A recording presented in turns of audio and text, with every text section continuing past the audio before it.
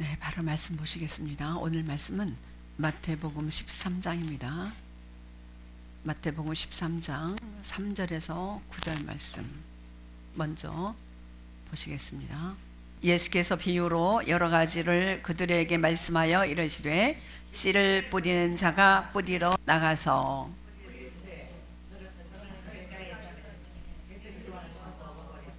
도로는 흙이 얕은 돌밭에 떨어지매 흙이 깊지 아니하므로 곧 싹이 나오나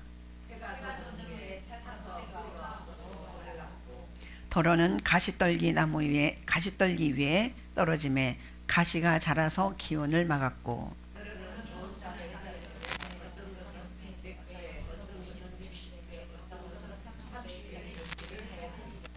귀 있는 자는 들으라 하시니라. 말씀 한 절 더 봅니다. 18절에서 23절까지입니다.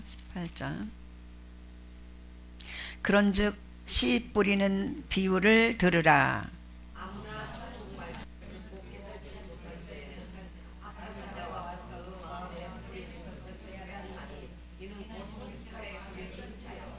돌밭에 뿌려졌다는 것은 말씀을 듣고 즉시 기쁨으로 받되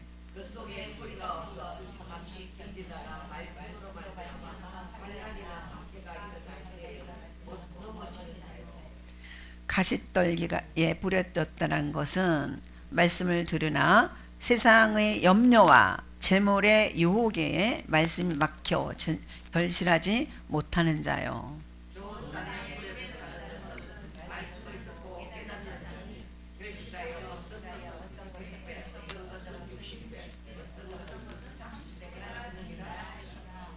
아멘. 요즘 예수님이 오신 이후에 예수님 오실 때까지를 우리는 뭐라고 하냐면 말세에 산다 그래요. 말세에 산다. 자, 말세에 살면서 우리는 예수님이 다시 오시겠다고 하신 그 말씀, 그 약속의 말씀을 반드시 이루어질 줄 믿습니다. 아멘. 그래서 그 재림, 예수님께서 초림하시고 다시 승천하셨다가 내가 다시 오겠다. 다시 제자. 다시 재림을 기다리는 저와 여러분들인데, 저와 여러분들이 재림을 믿는 성도들의 삶의 태도가 무엇인가를 한번 먼저 생각해 보시고 말씀 들어가겠습니다. 성경이 말하는 네 가지 방향이 있습니다. 첫째는 항상 깨어있는 삶입니다. 영적인 긴장감. 마태복음에서도 24장 42절에 그러므로 깨어있으라. 어느 날에 너희가 주가 임할 일은 너희가 알지 못함이라. 항상 깨어있는 삶. 그래서 재림신앙은 공포의 신앙이 아니에요. 요즘에 그 다음에 어느 교회에 가면은 성경 말씀이 아니라 세상 돌아가는 그 이야기로 영국의 무슨 여왕이니 이렇게 해가지고 막 쇼킹하는 이야기. 성도들이 쇼킹하는 얘기에 귀를 기울이는 경우도 있어요. 그래서 그게 좋아서 그리 가는 사람도 있습니다. 그러나 재림신앙을 기다리는 저와 여러분들은 어떤 쇼킹하고 새로운 얘기에 빠지는 것이 아니라 옛날부터 있는 언제나 변함이 없는 이 성경 말씀에 빠져야 될 줄 믿습니다. 이 성경 말씀으로만 살아야 될 줄 믿습니다. 그 다음에 이 깨어있는 삶이라는 것은 무감각한 신앙이 아니고 또한 형식적인 예배가 아니고 또 습관적으로 교회에 나오는 그런 신앙이 아닙니다. 오직 목표가 정해져 있으면은 그 목표에 대해서 성경이 말해주는 대로 우리가 살아야 될 줄 믿습니다. 그래서 우리는 깨어있는 삶을 살아야 될 줄 믿습니다. 지금 내가 주 앞에 가도 부끄러움이 없는가, 이걸 생각하며 사는 저와 여러분이 될 수 있기를 간절히 주님의 축원드립니다. 그 다음에 두 번째로는 거룩한 삶을 살아야 됩니다. 거룩이라는 것은 옷을 깨끗이 입고 더러운 옷은 안 입고 이 거룩이 아니라, 거룩은 우리 교회 안에서 하나님 앞에서 거룩이라는 것은 구별된 삶이라는 것입니다. 반드시 내가 갈 곳과 가지 않을 그것을 깨닫게 해주는 것은 말씀인 줄 믿습니다. 시편 1장 1절에 복이 있는 사람은 하나님의 말씀을 주야로 묵상하는 자. 그래서 하나님의 말씀을 주야로 묵상하는 자들은 실수를 범하지 않아요. 오만한 자리에 가지 않아요. 죄악의 길로 가지 않습니다.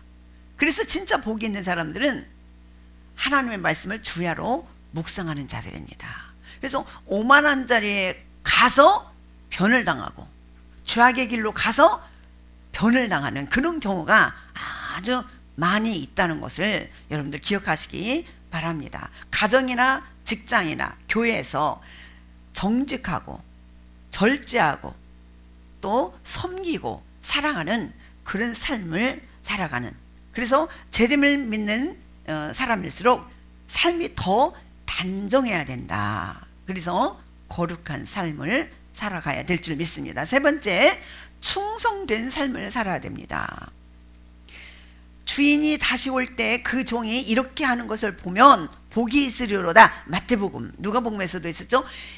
충성이라는 것은 물론 교회에서 하나님 말씀 앞에 충성하면 100%죠. 그러나 자녀는 부모에게 충성하고 아내는 남편에게, 남편은 아내에게, 또한 친구는 친구들끼리, 또 직장에서는 상사에게 아니면 주인에게 충성하는 그런 태도로 살아야 될 줄 믿습니다. 맡겨진 자리에서 성실하게 일해야 될 줄 믿습니다. 예수님 다시 오시는데 뭐 우리가 뭐 대충 해도 되지. 예수님이 곧 오신다는데 학교 안 가도 되지. 안 가면 되지. 이런 신앙이 아니라 스피노자인가 철학자 누가 그랬죠? 내일 지구의 멸망와도 오늘 내가 뭐라고요? 사과 한 그루를 심겠다. 과일나무라는 것은 오늘 심어서 내일 따먹는 것도 아니에요. 또 봄에 심어서 가을에 따먹는 것도 아니에요. 사과나무 씨 하나를 심으면은 언제 따먹을지 몰라요. 예수님이 금방 오신다는데 내가 무슨 사과나무를 심어? 이게 아니라 오늘 내가 주어진 삶에 충성된 삶을 살아가야 될 줄 믿습니다. 작은 섬김이나 보이지 않는 헌신, 이름 없는 충성이 주님 오실 때 가장 귀한 상금으로 남을 줄 믿습니다.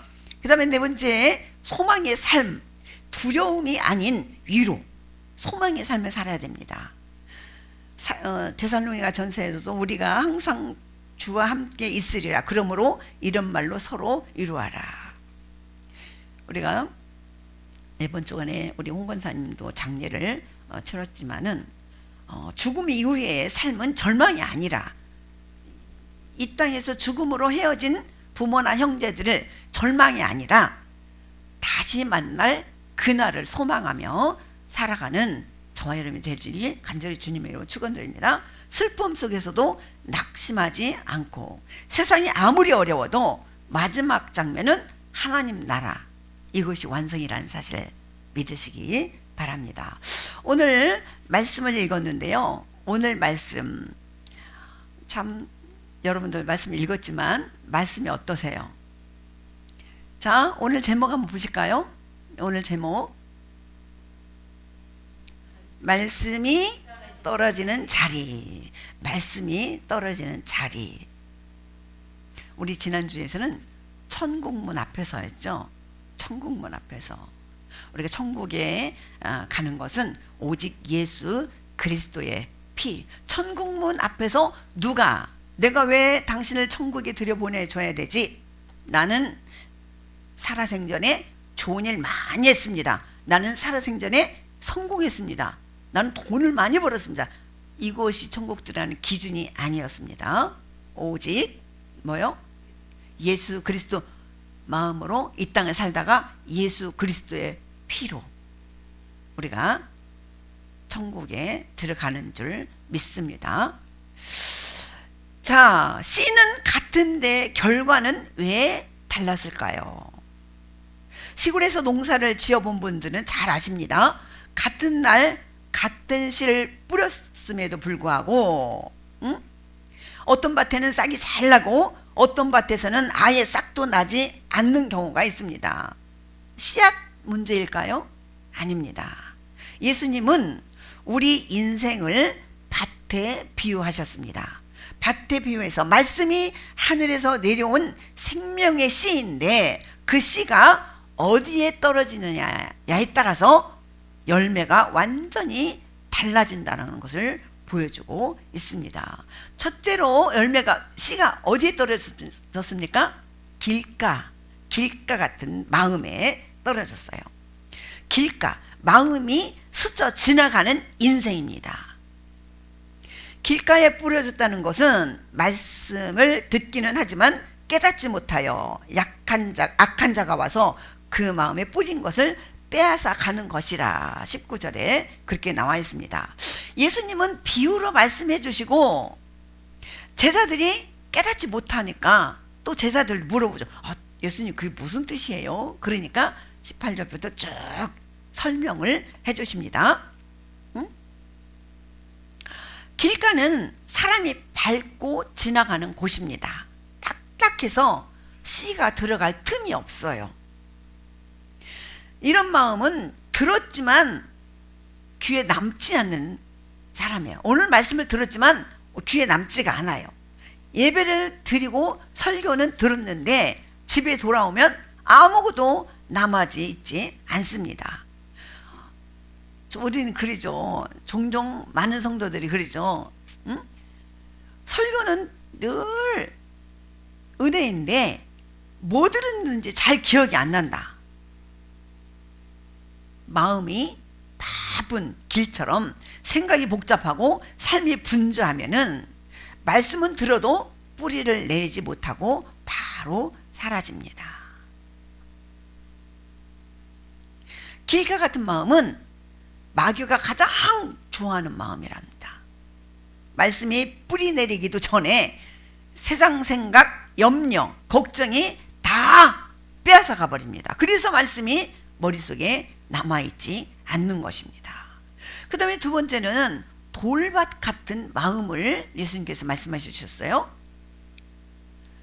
은혜는 빨라요. 그러나 깊이는 얕은 신앙입니다. 돌밭에 그늘, 돌 사이에 씨가 뿌려지기만 해도 일단은 싹은 난다는 거예요. 20절에서 21절 보겠습니다. 돌밭에 뿌려졌다는 것은 말씀을 듣고 즉시 기쁨으로 받되 뿌리가 없어 환난이나 박해가 오면 곧 넘어지는 자요. 돌밭은 겉은 흙이지만 그 아래 돌입니다. 처음에는 싹이 빨리 납니다. 하지만 뿌리가 깊지 못해요. 그래서 햇볕이 강해지면은 곧 말라져 버립니다. 이런 신앙은 부흥의 때나 수련의 때는 뜨거워요. 특별 새벽기도 이렇게 할 때는 눈물을 흘리는데 현실로 돌아오면은 금세 식어버리는 그런 신앙입니다. 어떤 청년이 부흥회 때 아니면 청소년 수련 때 은혜 받고 결단합니다. 이제부터는 말씀대로 살겠습니다. 이렇게 하죠. 그러나 사람들에게 손해보는 것을 선택하게 되자 이렇게 말합니다. 믿음으로 사는가 왜 이렇게 힘들죠? 믿음으로 사니까 내가 희생하고 나한테 손해보는 일이 왜 이렇게 많죠? 이렇게 대답해요. 문제는 씨가 아니라 뿌리입니다. 말씀은 감정으로 받으면 환경이 바뀌면 신앙도 같이 흔들립니다. 세 번째로 무슨 밭이었습니까? 가시떨기 나무의 밭, 가시떨기 같은 마음입니다. 말씀이 자랄 틈이 없는 삶이에요. 22절 보겠습니다. 세상의 염려와 재물의 유혹에 말씀이 막혀서 결실하지 못하는 자야. 가시떨기에 뿌려졌다는 것은 말씀은 듣기는 해요. 하지만 세상의 염려와 재물의 유혹에 막혀서 말씀이 결실하지 못한다는 거예요. 가시는 씨앗보다 빨리 자랍니다. 좋은 씨가 자라기도 전에 가시가 먼저 자라서 숨통을 막아버려요. 이 곡식을 심고도 김을 매주지 않으면은 이 가라지가 열매보다도 더 자랍니다. 그래서 그 가라지가 열매를 덮어버리죠. 믿음도 중요하지만 돈도 중요해. 이런 사람들. 믿음도 중요하지만 자식 문제가 더 급해. 믿음도 중요하지만 당장 먹고 살 게 없으면 어떡해. 먹고 사는 거 중요하잖아. 그래서 결국 하나님의 말씀은 2순위, 3순위로 밀립니다. 밭에 씨를 뿌렸는데 농부가 김을 매지 않으면 잡초가 먼저 자라 곡식을 죽입니다. 우리 인생도 마찬가지입니다. 말씀을 들은 뒤에 말씀을 잘하게 하는 관리가 필요한데, 이 관리가 뭐냐면은 기도입니다. 그리고 오늘 들은 말씀의 묵상입니다. 그리고 말씀을 들었으면은 이 말씀대로 살기 위해서 내가 이 결단이 필요합니다. 이게 없으면 세상 걱정이 말씀을 덮어버립니다. 그 다음에 네 번째 예수님께서 말씀하신 게 뭐였냐면은 좋은 땅입니다. 좋은 땅 같은 마음이에요. 좋은 땅 같은 마음, 그게 열매 맺는 인생이죠. 열매 맺는 인생. 23절입니다. 좋은 땅에 뿌려졌다는 것은 말씀을 듣고 깨닫는 자니 결실하여 어떤 것은 100배, 어떤 것은 60배, 어떤 것은 30배 열매를 맺는다는 거예요. 좋은 땅은 부드럽고 돌이 제거되고 가시가 뽑힌 땅입니다. 길같이 탁탁한 우리 신앙의 상태, 돌짝같이 얕은 신앙의 상태, 또한 이 가시밭처럼 머리가 복잡하고 마음이 복잡한 그런 신앙의 상태. 좋은 땅은 타고나는 것이 아니라 만들어지는 것입니다. 농사 지은 분들은 알죠. 겨울에도 땅을 파놓고 얼어야 이 충이 안에 있는 충이 죽기도 하고 그렇습니다. 딱딱한 채로 겨울을 나는 것보다 파놓고 겨울을 나는 것이 더 좋다. 그런 얘기도 들었습니다. 좋은 땅은 부드럽고 돌이 제거되고 가시가 뽑힌 땅이에요. 그래서 타고나는 것이 아니라 만들어진다는 거예요. 회개로 내 딱딱한 마음을 갈아엎고 인내로 내 안에 있는 돌을 제거하고 결단으로 가시를 뽑아낼 때 말씀은 열매를 맺게 됩니다.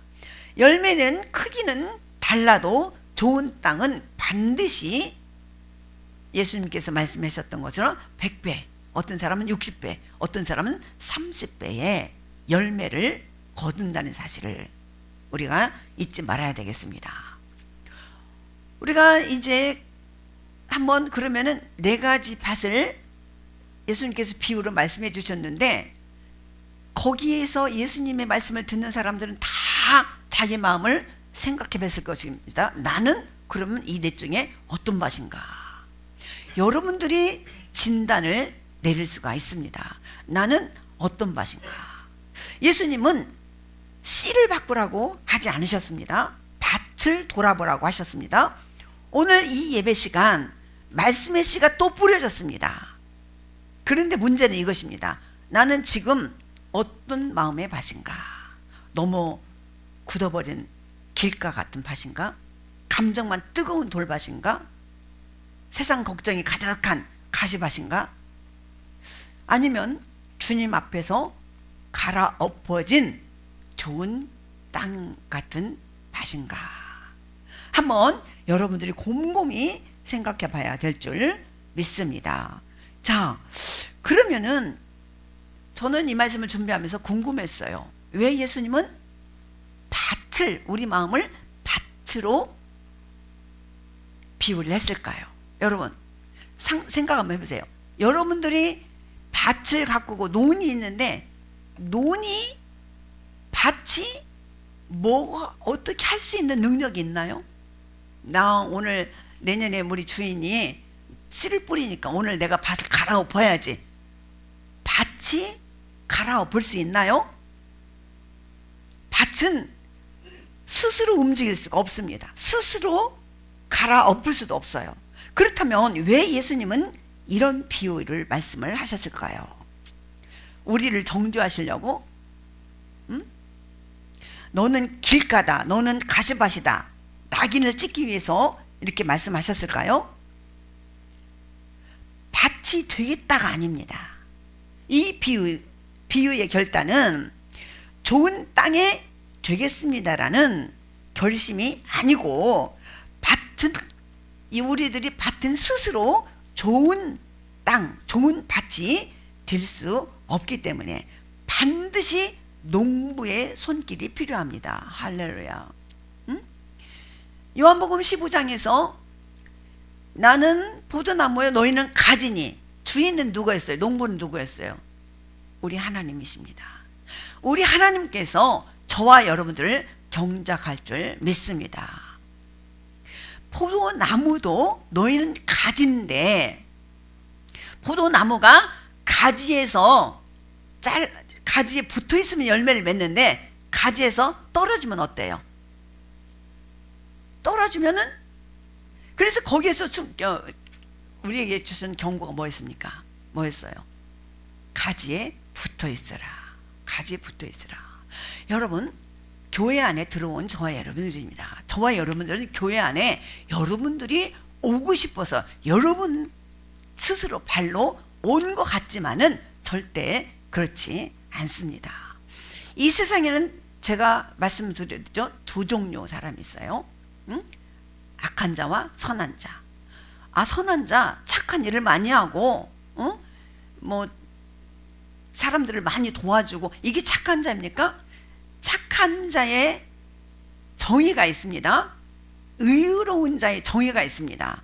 예수를 만난 자와 만나지 않은 자의 차이입니다. 그래서 두 종류인데, 나는 예수님을 안 만난 것 같지만은 그래도 나는 악한 사람이 아니야. 아닙니다. 딱 두 종류예요. 뭐 아니면 도라는 말이 있듯이, 예수 믿는 사람 아니면 믿지 않는 사람, 하나님의 사람 아니면은 사탄의 사람, 두 종류밖에 없습니다. 어쩔 수가 없어요. 80%는 아니에요. 그냥 검정색과 하얀색, 이렇게 둘로 딱 나눠져 있습니다.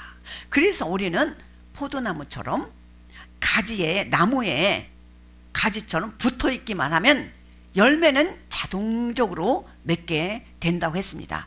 그 가지 안에 있는 그 벌레와 이 잡초는 누가 제거합니까? 농부가 제거합니다. 농부예요. 그래서 저와 여러분들은 말씀을 잘 듣고 기도 생활할 때, 기도가 참 중요합니다. 기도라는 것은요, 우리가 해도 되고 안 해도 되는 것이 아니라고 제가 말씀드렸죠. 기도라는 것은 우리가 영적인 호흡입니다. 우리 육신이 숨을 안 쉬면 살 수 없듯이, 우리 신앙인이라면은 영적인 호흡을 해야 되는데, 그 영적인 호흡이 뭐라고요? 기도라는 거예요. 기도.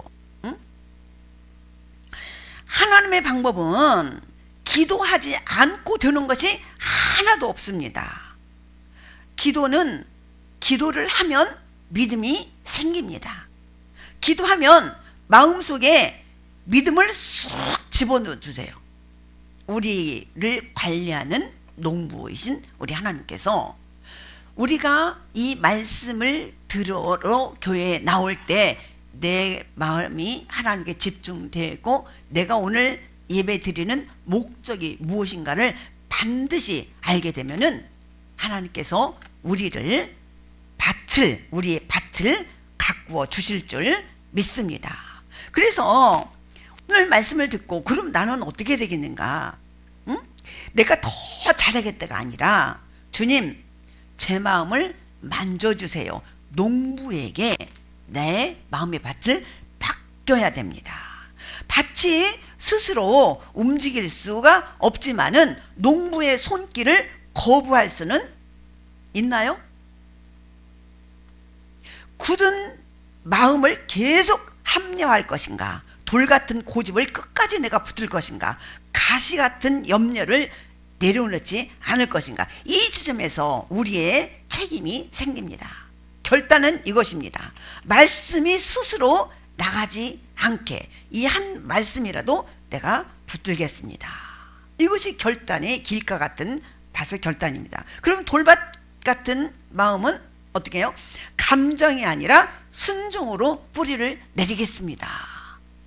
이 마음입니다. 그러면은 가시밭의 결단은 어떤 거죠? 세상 걱정보다도 말씀을 우선순위에 두겠습니다. 이런 마음의 우리 신앙의 결단이 필요한 줄 믿습니다.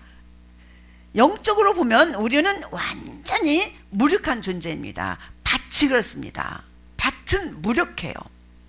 농부가 거름을 줘야만이 그것을 밭을 흡수합니다. 자, 그런데요, 이 밭이요, 잘 갈려진 밭은요, 참 놀라운 일이 있습니다. 자, 씨앗에서는요, 씨앗 자체의 에너지가 있습니다. 씨앗 자체의 에너지가 있어요. 그리고요, 이 길가 같은 밭이나 돌 같은 밭이나 이 가시나무 같은 밭은 밭이 씨를 잡아당길 힘이 없습니다. 그러나 옥토 같은 잘 갈아 놓은 밭은 열매가 떨어졌을 때 밭이 열매를 잡아당기는 힘도 있습니다. 그래서 열매도요, 이 열매, 딱딱한 열매 나한테 들어오면은 이 열매가 무슨 힘이 있을까? 하지만 하나님의 말씀은 뭐라고 그랬냐면은 히브리서 4장 12절에 하나님의 말씀은 살아있고 운동력이 있다 그랬어요. 그래서 하나님의 말씀은 내 안에 들어오면 그냥 가만히 있는 것이 아니에요. 이런 일반 씨앗도 옥토에 떨어지게 되면은 어떻게 된다고요? 뿌리를 내리고, 씨 자체에 들어져 있는 에너지를 갖고도 뿌리를 내리고. 그래서 이 말씀과 이 씨앗과 밭이 만났을 때 잡아당기는 힘과 내리는 뿌리 내리는 힘, 이걸로 인해서 뿌리가 잘 정착되어서 열매를 맺게 되는 줄 믿습니다. 그래서 우리는 이렇게 기도해야 될 줄 믿습니다. 요한계시록 3장 20절에도요, 내가 문 밖에서도 문을 두드리니 너희가 문을 여는 것은 누구예요? 저와 여러분들입니다. 그래서 예수님께서는 문을 열면 내가 너에게 들어가서 먹고 너는 나에게 들어와서 먹는다는 거예요. 밭의 역할이 바로 그런 역할인 줄 믿습니다. 그래서 이 비유의 핵심의 결단은 이것입니다. 주님, 제 마음을 방치하지 않겠습니다. 밭은 방치하면 자동적으로 가시밭이 돼버립니다. 결단은 거창한 것이 아닙니다. 예배를 흐트러 듣지 않겠다라는 그런 흐트러 그냥 형식적으로 듣지 않겠다는, 형식적으로 예배 드리지 않겠다라는 그런 결단을 한번 해보십시오. 예배를 드릴 때 말씀을 집중해서 들어보십시오. 또 들은 말씀을 한 문장이라도 여러분들이 붙드는 태도를 가져보시기 바랍니다. 염려가 올라올 때 기도로 돌리는 선택, 또한 손해를 보더라도 순종해 보는 그런 한 걸음, 이런 것들이 우리에게 필요한 것이 아닐까요? 이 비유는 너는 어떤 밭이냐라는 질문이기도 하지만 동시에 이런 위로이기도 합니다. 씨를 포기하지 않으시는 농부, 씨를 포기하지 않는 농부가 있다면은 그 농부가 길가에 떨어지길 바라겠습니까? 돌밭에 떨어지길 바라겠습니까? 가시밭에 떨어지길 바라겠습니까? 그 농부는 우리 하나님이십니다. 하나님께서 여러분들 고난으로, 여러분들의 복잡하고 여러분들의 모든 주위 환경에서 생기는 문제, 이것으로 인해서 여러분들을 밭을 갈구고 계신다, 이렇게 생각하시면 틀림이 없을 줄 믿습니다. 그럼 나에게 환난이 일어나고 나에게 복잡한 일이 생기고 내가 이 세상에 사는데 너무 내 자존심 상하고 이렇게 사는데 그냥 가만히 있을 사람은 하나도 없습니다. 이런 사람들은 어떻게 해요? 기도해야 돼요. 하나님 앞에 기도하게 되면요, 하나님께서 우리 마음에 어쩐다고요? 믿음을 쑥 집어 넣어줍니다. 집어 넣어줘요. 오늘도 저와 여러분들이 예수 믿고 천국 백성이 되고 하나님의 자녀가 됐다면 그 감사를 잃지 않았을 것입니다. 그러면 그 감사를 오늘도 십자가를 붙들고, 왜? 그 십자가의 은혜였기 때문에 예수 그리스도의 사랑을 나만 알고 있는 것이 아니라 우리는 그 그 말씀을 전하러 가는 발걸음이 될 줄 믿습니다. 예수님이 이 땅에 오셔서 제일 먼저 저와 여러분들에게 눈을 열어주셨습니다. 저와 여러분들의 귀를 열어주셨어요. 저와 여러분들의 벙어리 같은 입을 열게 만들어 주셨습니다. 벙어리처럼 아직도 이 귀한 말씀을 듣고도 입을 닫고 계실 것입니까? 예수님께서 이 땅에 오셔서 저와 여러분, 안전뱅이 같은 저와 여러분들의 다리를 고쳐주셨습니다. 오늘도 말씀을 들고 오늘도 말씀을 들었는데 안전뱅이처럼 앉아만 있을 것입니까? 저와 여러분들의 이 눈 열고 귀 열고 벙어리 고치시고 안전뱅이를 고쳐주신 이유 무엇입니까? 그래서 우리는 항상 예수님처럼 그래 전하고 또 가르치고 고치고 이런 말은 잘합니다. 목사만 할 일이 아닙니다.